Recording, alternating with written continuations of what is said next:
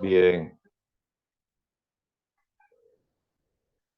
Bueno, ¿quién me lee lo que dice ahí en esa diapositiva que está montada?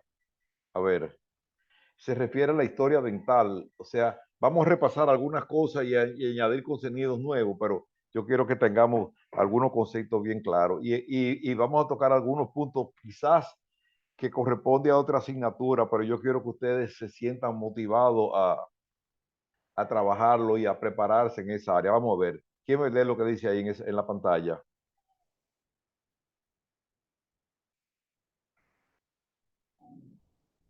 Historia dental Vamos a ver. debe ser única, integrada, veraz, recuperación eficaz, siempre disponible, legible y confidencial.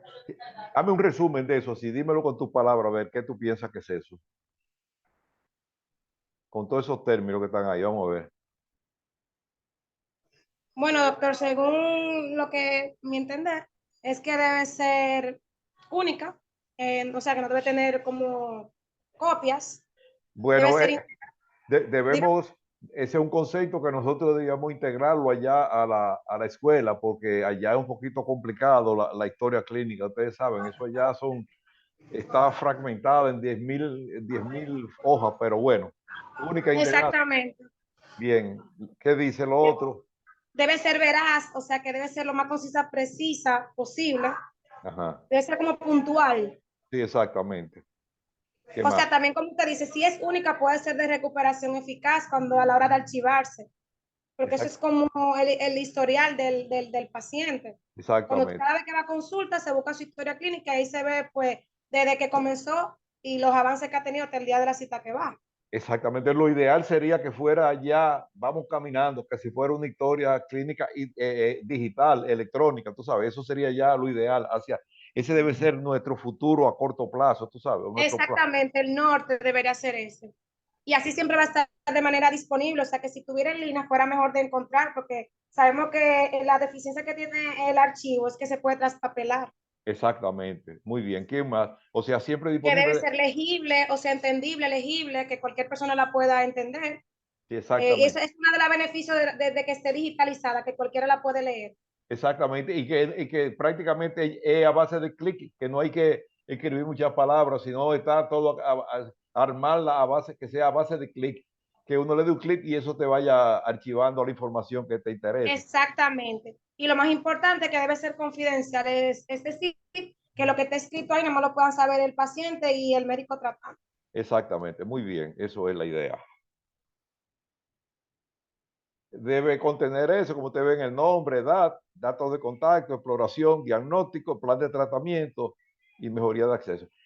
Les puse esto porque quisiera estimularlo a ustedes a que se preparen mejor en farmacología, que no se lleven de que el odontólogo nada más tiene que manejar 3 antibióticos, como es la tónica, como es la idea que se tiene allá con la materia de farmacología. No, usted tiene que estar debidamente preparado porque a veces se presentan pacientes o con resistencia a los antibióticos o a veces con alergia o susceptibilidad a determinados antibióticos y hay que cambiar el plan. Entonces, no es posible que el odontólogo solamente maneje dos antibióticos o 3 antibióticos.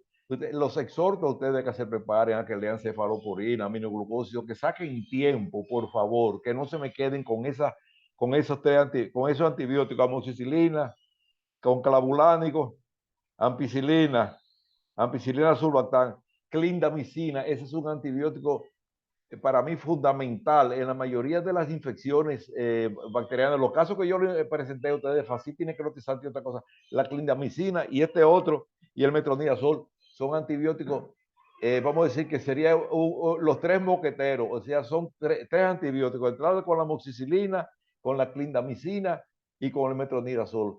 De entrada, claro, no en cualquier infeccióncita, pero hay infecciones severas en las cuales se hace necesario utilizar los 3 simultáneamente. Y por qué no otro más, los aminoglucósidos, hay otros, la cefalosporina, que ustedes estén preparados para poder manejar a un paciente alérgico a algún tipo de antibiótico, que ustedes sepan, tengan alternativas, que no se queden con eso. Bien.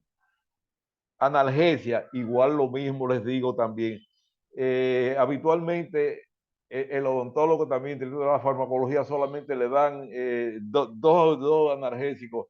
Y recuérdense que hay tres tipos de dolores: dolor leve, moderado y severo. Hay dolores severos que no se van a poder manejar con un acetaminofén ni cosas de eso. Entonces, por eso los exhorto también a que estudien, que se preparen y que conozcan más analgésicos con más efectos, lo que le llaman analgesia multimodal, que ustedes se profundicen un poquito más.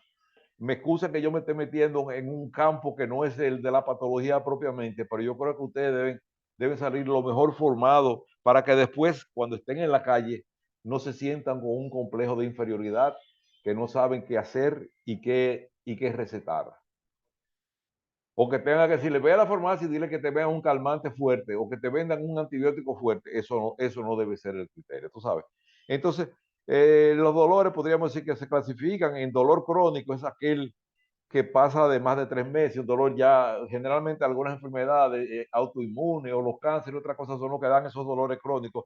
El dolor agudo quizás sea el que se presente con mayor frecuencia en odontología, es decir, que va a tener menos de 3 meses, un dolor de muela, una pulpitis, una odontalgia, siempre cuando está en su etapa aguda, tiene menos de 3 meses.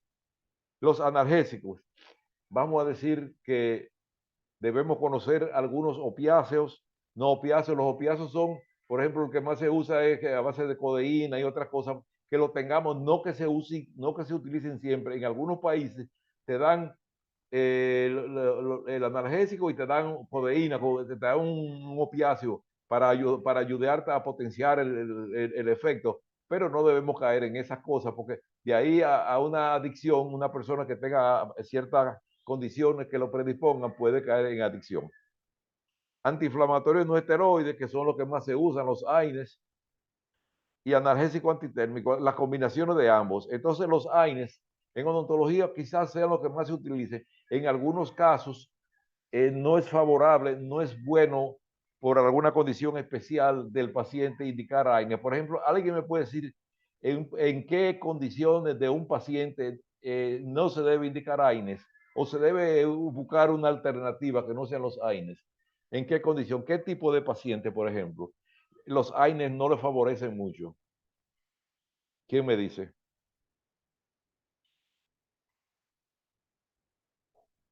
Vamos a ver. Piensen. Un paciente que tiene una condición especial, por ejemplo, que no se le deba dar AINES, se le debe buscar una alternativa. ¿Cuáles son esos pacientes, por ejemplo? Cíteme uno o dos casos así que le vengan en la cabeza. ¿Cuál es paciente?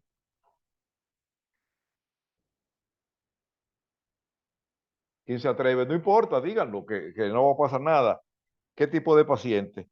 Vamos a decir, no se atreve ninguno. Alexandra, Lauri, Liz, Verónica, ¿quién? Vamos a ver, anímense, comenten.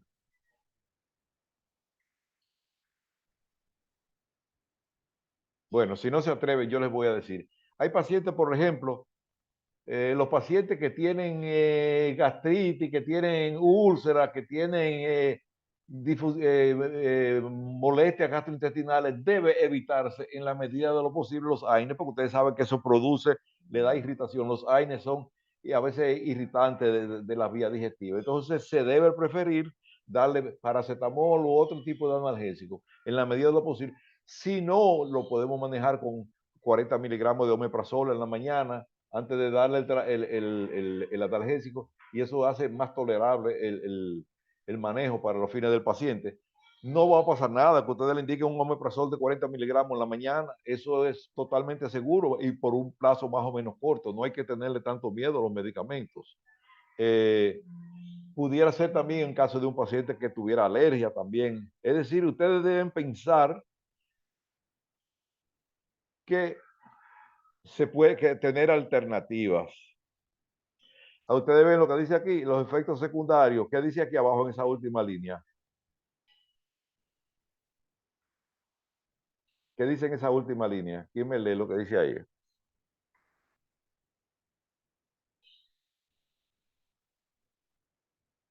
¿Se fueron todos o estaban algunos ahí? ¿Quién lee lo que dice ahí? Alexandra, Lori. Efectos secundarios, ¿me escuchan? Sí, te oigo. Efectos secundarios, Ajá. alergia y lesiones de mucosa gástrica. Lo que le estaba diciendo ahora mismo. Si ustedes le preguntan al paciente, ¿usted tiene algún problema de úlcera, de gastritis? Y el paciente le comenta eso, tú dices, bueno, entonces, si piensa que es un dolor severo que puede mejorar con eso, le pueden dar su omeprazol o pregúntale qué ustedes toman para la gastritis. Entonces, uno le da un omeprazol de 40 miligramos y con eso le facilita, o si el paciente es alérgico, también, porque a veces hay una sensibilidad cruzada entre, por ejemplo, los pacientes alérgicos a la aspirina y pacientes puede ser que resulte alérgico a los AINES, a los antiinflamatorios no esteroides. Entonces, siempre, por eso la historia clínica es importante uno obtener ese tipo de información de alergia o algún tipo de lesiones. El acetaminofén o paracetamol, eso es para dolores leves, moderados, como ustedes ven, pero no tiene efecto antiinflamatorio. Ese es uno de los problemitas, una de las pequeñas limitaciones del acetaminofén o paracetamol, que no tiene efecto antiinflamatorio ni sedante. Entonces, ¿quién me puede decir una de las posibles complicaciones que pudiera presentar el paracetamol con relación al efecto sobre algún órgano en particular? ¿Por dónde se metaboliza el paracetamol?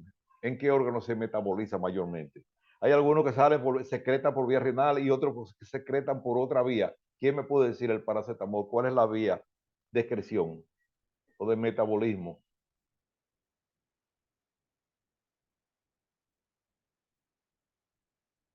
¿No la saben?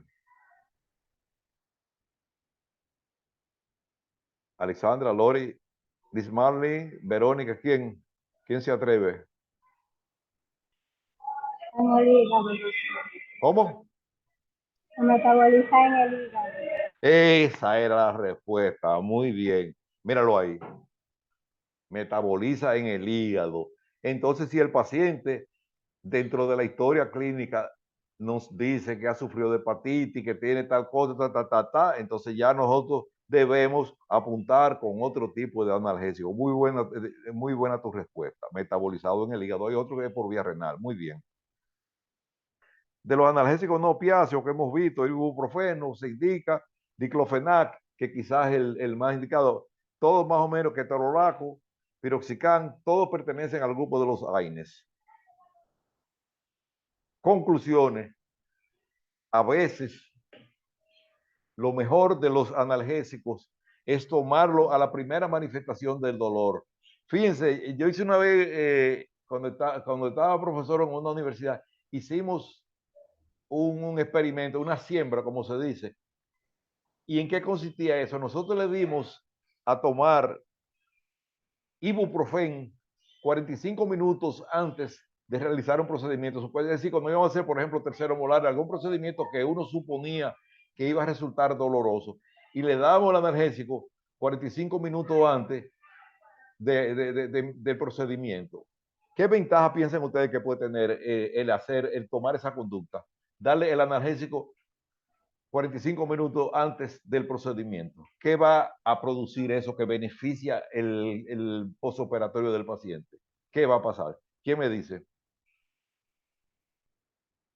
Piensen a ver qué va a pasar cuando ustedes se toman el calmante, el analgésico, media hora antes, 45 minutos antes, y el paciente, ¿qué va a pasar luego del procedimiento quirúrgico? ¿Qué va a pasar?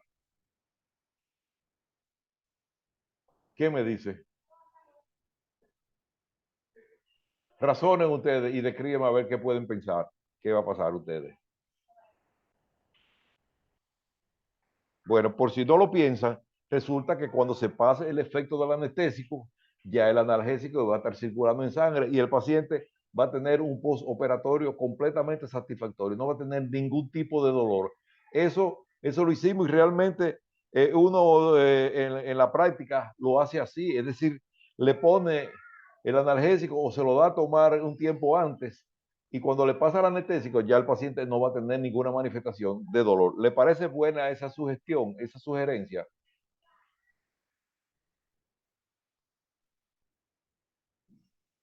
¿Es buena o es mala? ¿Qué piensan ustedes?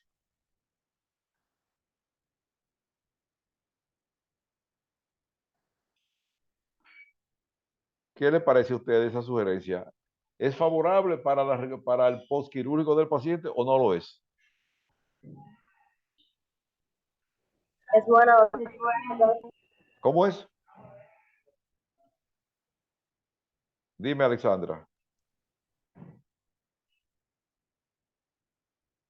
Y Alexandra, ¿qué opinaste de eso?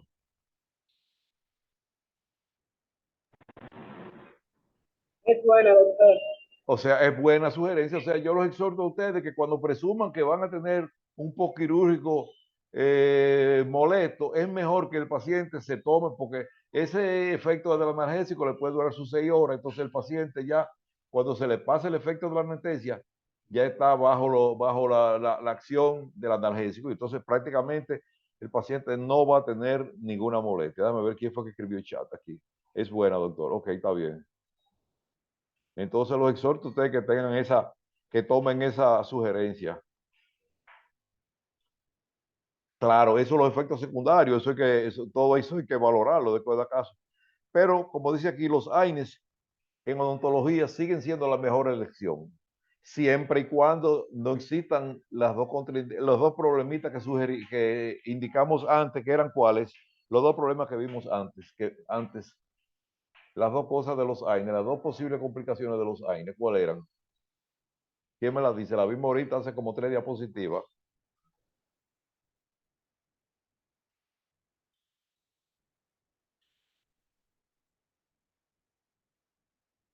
¿La ven ahí? Efectos secundarios, alergia y lesiones de mucosa gástrica. Es decir, si el paciente no tiene ninguna de esas condiciones, entonces los AINES siguen siendo la mejor elección.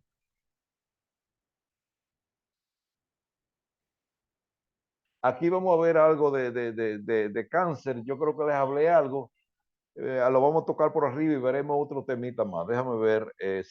El cáncer son células anormales que crecen sin control, hacen metástasis. ¿Qué es metástasis? ¿Qué quiere decir metástasis? ¿Qué es metástasis? ¿Qué es metástasis? ¿Quién me explica lo que es eso? ¿Qué significa ese término?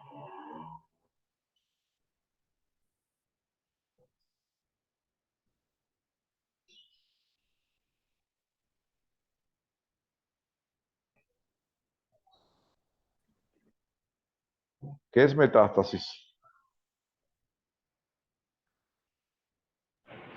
Se refiere, doctor, cuando las células cancerígenas o tumores se dispersan en el cuerpo y no se quedan en el O sea, dicho en términos así cortico, es propagación a distancia. Es decir, cuando el tumor se propaga, cuando se riega a distancia del punto del tumor primario. Eso es metástasis, propagación a distancia. Con esas 3 palabritas, propagación a distancia, eso es. Puede ser por 2 vías, vía sanguínea o vía linfática. ¿Por qué vía se propagan los carcinomas y por qué vía los sarcomas? Vamos a ver, ¿quién me dice eso? Esa es una pregunta interesante. Los carcinomas se propagan por vía tal y los sarcomas por vía tal. ¿Quién me dice eso?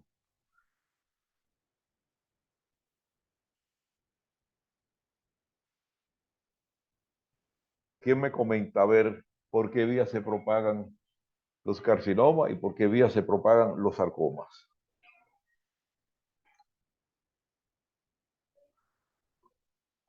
¿No lo saben? ¿O lo saben y no lo dicen?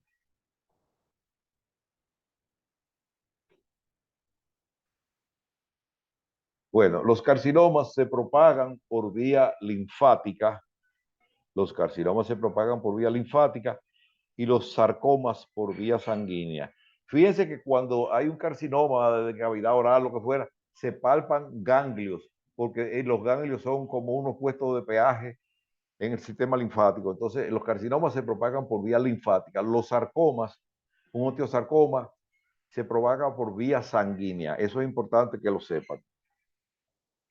¿Qué es el cáncer? Son un grupo de células que ignoran la apoptosis, o sea, ignoran lo que son los mecanismos de muerte celular. Se les olvida que deben morir y se reproducen y evaden el sistema inmunitario, como dice. ¿Cómo aparece el cáncer? produce cambio en los genes de las células. Generalmente hay un factor irritativo crónico, como hemos visto. ¿Cómo se origina, por ejemplo, un cáncer de lengua, un cáncer de carrillo? ¿Cómo? ¿Cuál es la causa? La mayoría, por ejemplo, un cáncer de lengua. ¿Qué podría ser? O un cáncer de labio. ¿Quién me puede explicar eso?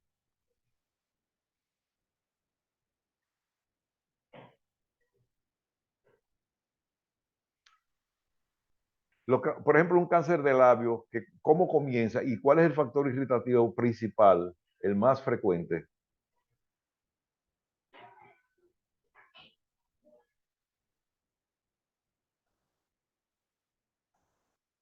Recuérdese que el factor irritativo crónico, por ejemplo, el cáncer de labio inferior, una queilitis actínica, es decir, exposición frecuente al sol o el tabaco o el alcohol o un borde filoso cortante puede irritar la lengua o el carrillo. Bien, puede ser originado por virus. Actualmente hay un virus que se está relacionando mucho con el cáncer de cabeza y cuello. ¿Quién me puede decir lo que es cuál es ese virus que se está relacionando mucho? ¿Quién me dice ese virus que está hasta entre las enfermedades de transmisión sexual que está ocupando uno de los primeros lugares? ¿Cuál es ese virus?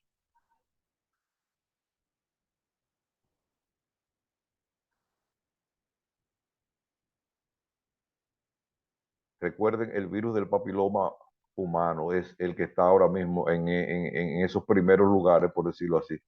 También puede aparecer cáncer cuando hay falla inmunitaria.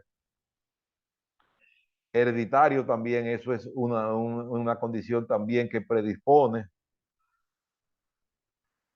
Aquí vemos los dos tipos de cáncer, el carcinoma. Dijimos que el carcinoma se propaga por qué vía.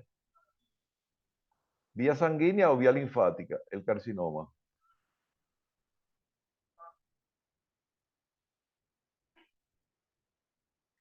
¿Qué dicen?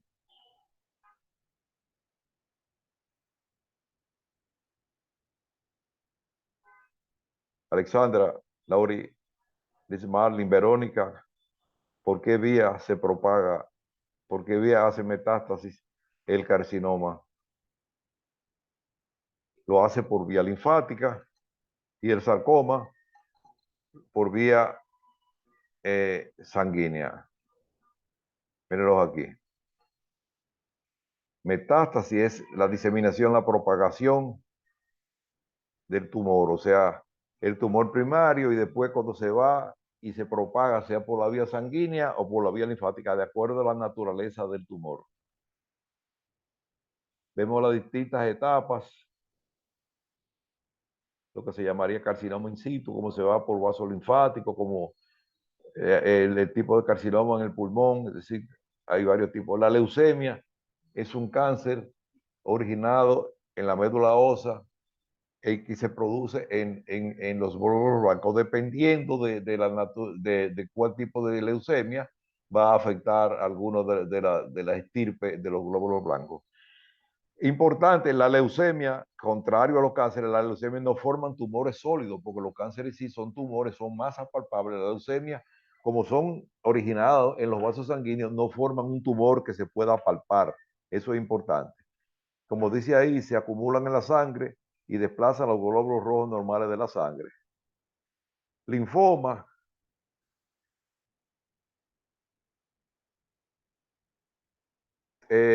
Comienzan los linfocitos T o células B. Hay linfoma de Hodgkin, no Hodgkin. El mieloma, que lo hemos visto, que es un tumor de médula ósea. Se llama enfermedad también de Kahler. Melanoma es un tumor que se origina en la piel a partir de los melanocitos, o sea, que son los que dan el color a la piel. Pero pueden también, los melanomas, ocasionalmente pueden aparecer en los ojos, muy raro. Pueden también ocurrir cambios no cancerosos en los tejidos, es decir, una hiperplasia, cuando un tejido se reproduce, se divide más rápido de lo normal. Displasia es más grave que la hiperplasia, las células se ven anormales cuando se hace un estudio histopatológico. Y carcinoma in situ, que la hablé el otro día también, cuando mencionamos los cánceres, es aquel que no atraviesa la membrana basal. Los grados de un tumor es la forma de presentación, como se van a ver las células en el microscopio. También veremos la clasificación TNMG, indica la velocidad a la cual crecerá un tumor y se llama bien diferenciado si las células se asemejan a los tejidos normales y pobremente diferenciados si no se asemejan. ¿Cómo se clasifican los grados de un tumor? GX, o sea, grado se refiere X cuando no es posible asignar ningún grado, cuando no se ve. G1 es un grado bien bajo, bien diferenciado. G2 moderadamente diferenciado y G3 ya grado alto, ya cuando el paciente tiene muchas características de malignidad. Y grado 4 indiferenciado es un grado más alto, ya es el pronóstico de esa lesión va a ser no muy favorable. Estadiaje del cáncer, se lo mencioné la semana pasada, el TNM.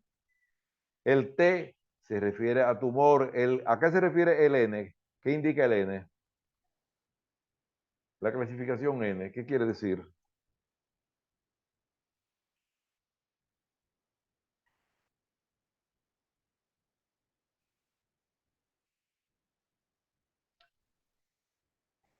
N se refiere a si hay o no ganglios linfáticos. M, si hay metástasis. Y la categoría T se desconoce la dimensión. T0, no hay evidencia de tumor. T1 es un tumor in situ, un tumor pequeñito, menos de 2 centímetros. T1, T2, T3, T4, ya se va a depender, como mencionamos la semana pasada, de la dimensión del tumor.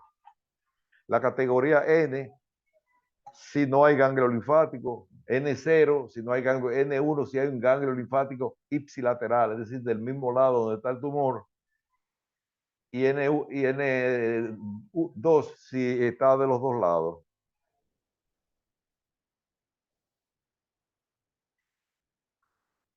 Como ven aquí, N1, N2, N3, eso va a depender del número y localización de los ganglios. M se refiere a metástasis. Como ustedes podrán darse cuenta, la clasificación es muy fácil. TNM, tamaño, nódulos y metástasis. M1, presencia de metástasis a distancia.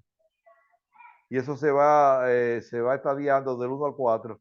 Cuando ya tiene el estadio 4 es el de peor pronóstico, porque ya quiere decir que está muy regado, muy propagado en todo el organismo. La categoría R residual se clasifica en RX. Ya esos son ya más especializados. Cuando no puede ser valorada, R0 sin tumor residual y R1 con tumor residual microscópico, R2 tumor residual macroscópico a simple vista. Tipo de tratamiento para el cáncer. Queda menos de un minuto. Cuando se vaya, volveremos y lo grabamos en un ratico.